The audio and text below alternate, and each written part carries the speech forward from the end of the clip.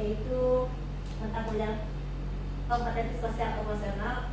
Ini tepatnya pelatihan saya kedua di SMA 61 ya. Jadi kenapa sebagai guru kita harus mempelajari kompetensi sosial emosional? Karena yang kita hadapi itu adalah manusia, baik teman sejawat, murid-murid kita. Jadi bagaimana sikap kita terhadap mereka di sekolah ini. Setelah pengimbasan ini kan diharapkan kita dapat membantu mengontrol nih keterampilan kita mengelola emosi secara kolaboratif sebagai pendidik ya, dengan pendidikan dan peserta didik. Selanjutnya apa? Peserta kita sebagai ini peserta pengimbasan mampu mendemonstrasikan pemahaman tentang tadi berdiferensiasi. Kemudian yang ketiga itu peserta pengimbas mampu mendemonstrasikan mengenai mindfulness dan integrasi 5 kompetensi sosial dan praktik pengajar. Terakhir yaitu dapat mengenai konsep mengajar berdiferensiasi dan KSE, kompetensi sosial emosional. Selanjutnya terus.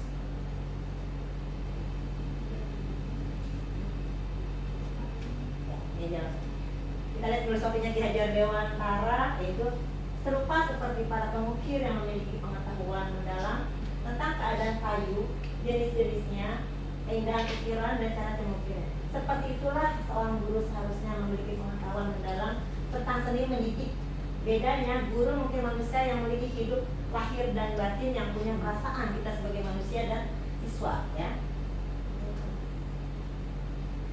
Ini dia. Mengapa pelajaran sosial emosional sudah mulai datang pada siswa?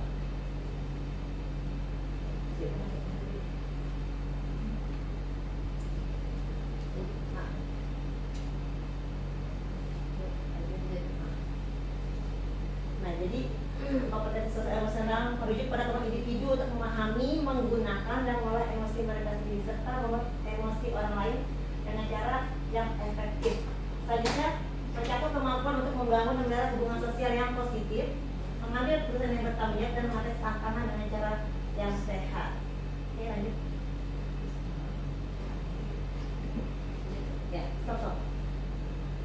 Oke, nah kita lihat yang tujuan pembelajarannya memberikan pemahaman lebih baik kepada siswa tentang diri sendiri dan orang-orang di sekitar mereka. Bagaimana ketika di kelas dengan teman-temannya mereka harus bersikap ya. Itu guru harus bisa membimbingnya. Kemudian apa? Membantu siswa dalam mulai keterampilan dan pengetahuan yang akan membantu mereka dalam mengenai emosi yang dirasakan, mengembangkan identitas mereka tentang tujuan. Selanjutnya, mengenai stres dan tekanan dalam proses belajar. Terakhir, siswa mampu mencapai kebahagiaan dan keberhasilan dalam hidup dengan keseimbangan antara kompetensi akademik dan sosial emosional. Dalam prakteknya yang bagus harusnya di awal memang kita pakai itu ya, kalau perasaan ya, ketika datang iya emoji, ketika datang kamu sedih dia taruh di kelas itu ya. Oh, kenapa sedih? Guru bisa tanya, mungkin habis diomeli pagi-pagi karena kesiangan iya, jadi guru tahu oh nih bagaimana ya itu PR ya buat kita kayak gitu. Jadi kondisi anak sekolah itu kita tahu kalau anak bahagia, sedih atau seperti apa. Gurunya juga nih ya. Jadi gurunya pasang di pintu beda. Oh iya, jadi untuk guru juga.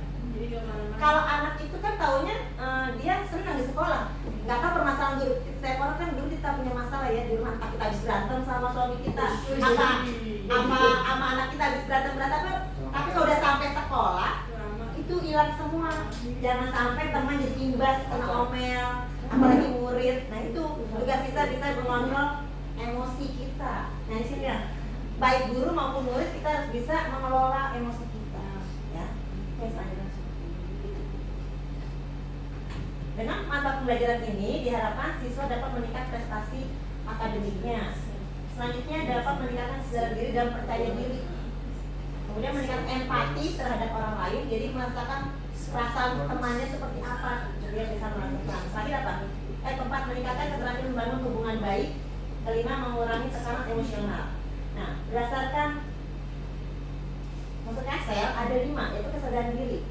Contohnya, kalau sebagai seorang siswa ketika dia mau presentasi misalkan, pasti kan ada rasa gugup ya. Nah, dia bisa mengelola dirinya sendiri. Dia bersikap seperti apa. Jadi dia bisa tarik nafas dulu. Kita sebagai guru nggak usah panik. Nah, kita dorong motivasi. Jangan panik, kasih tarik nafas. Jadi dia biar tenang maju ke depan presentasi. Terus manajemen diri. Ketika ujian, pasti ketika dengar pengawas 10 menit lagi, nah dia kan pasti itu ya. Nah dia bisa mengontrol, memprediksi waktunya seperti apa. Itu tekanan-tekanan seperti itu, dia bisa mengendalikan diri. Nah, kesadaran sosial. Kesadaran sosial itu apa? Dia bisa berempati dengan temannya ketika kena musibah. Nah dia merasakan kena musibah seperti apa loh. Jadi bisa empati dengan orang. Ini ikut merasakan juga. Ikut merasakan temannya sedih, ikut sedih gitu ya. Jadi berempati. Kemudian apa? Keempat, kemampuan berinteraksi sosial. Nah, ketika dia bergaul dengan temannya pasti akan ada konflik kan, berantem entah apa. Nah itu dia belajar bersikap bagaimana ketika dia salah harus bagaimana dengan temannya. Sama seperti kita di guru ya, kasih ada aja masalah. Jadi semua itu kan harus diselesaikan dengan baik-baik. Kalau salah kita minta maaf. Kita ngajarin kita seperti itu ya. Jadi ya guru sebagai contoh ya seperti itu. Terakhir apa? Mengambil keputusan bertanggung jawab. Nah, siswa itu berani bertanggung jawab. Ketika dia bisa menyimpulkan saya nggak boleh berteman teman ini loh, karena temannya apa? Kalau SMP kan suka ngajak merokok atau apa, dia sudah bisa mengambil sikap. Nah, saya nggak mau ikut itu. Jadi belajar mengambil keputusan sendiri. Jadi sebagai guru kita harus bisa lima ini ke siswa, ya. Dia bisa mengelola kesadaran dirinya, memanage dirinya, kesadaran sosialnya, interaksi dengan teman-temannya. Kemudian apa? Siswa itu bisa mengambil keputusan sendiri. Itu aja ada lagi? Ada ya? Nah ini salah satu caranya kalau kita yang sekolah inovatif udah pernah ya, misalnya stop.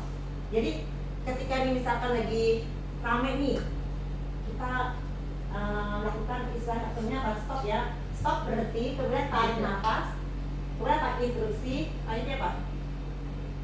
Lanjutkan. Bisa dicoba ini? Ingat nggak? Pernah deh kayaknya soal inovatif ya? Bisa. Iya, berjeda dulu. Iya, iya betul. Jadi sekarang ya, kita coba aja langsung praktek ya. Itu nggak murid pernah, karena sih saya melakukan ketika sekolah inovatif ya. Sekarang pejamkan mata dulu semuanya. Kemudian tarik nafas, keluarkan. Tarik nafas, keluarkan.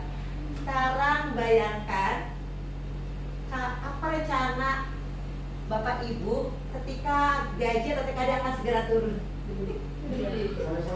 Ada gimana tidak kalau nggak ada? Ya kemarin turun. Bayanginnya susah nih. Gaji atau TKD mau buat apa sih, jalan-jalan atau apa? Oke, sekarang selesai. Dan saya bertanya, Bu Jamila rencananya mau apa tadi? Makan sehari-hari. Oh, makan sehari-hari. Ya, jadi seperti itu. Jadi kalau ke anak apa sih yang membuat kalian bahagia?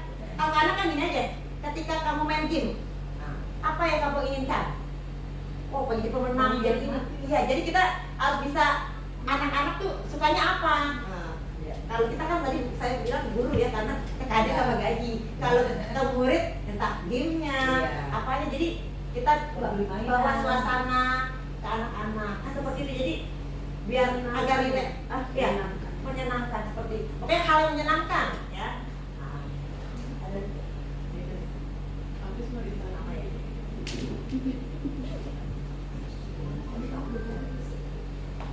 mungkin untuk yang sosial emosional intinya apa? Mengelola apa? Emosi ya. Jadi bukan siswa aja, guru dengan teman sejawat kita nih ya. Kalau misalkan ada masalah ya baik-baik gitu ya. Murid pun seperti itu. Jadi belajar mengambil keputusan, tapi harus jaga sikap kita. Kan toleransi, kita mengajarkan murid kita toleransi. Jadi kita harus menyelesaikan sesuatu dengan baik-baik. Ya. Jadi misalnya kita berbaik-baik ya, jawabnya baik-baik. Ya. Jadi makanya intinya ketika masuk kelas hilangkan semua rasa kesel kita ke orang lain. Jadi jangan sampai anak kita jadi imbasnya, ya. Jangan hanya di kelas tidak masuk pagar. Iya, makanya boleh masuk pagar gerbang sekolah, buang masalah yang ada di rumah, ya.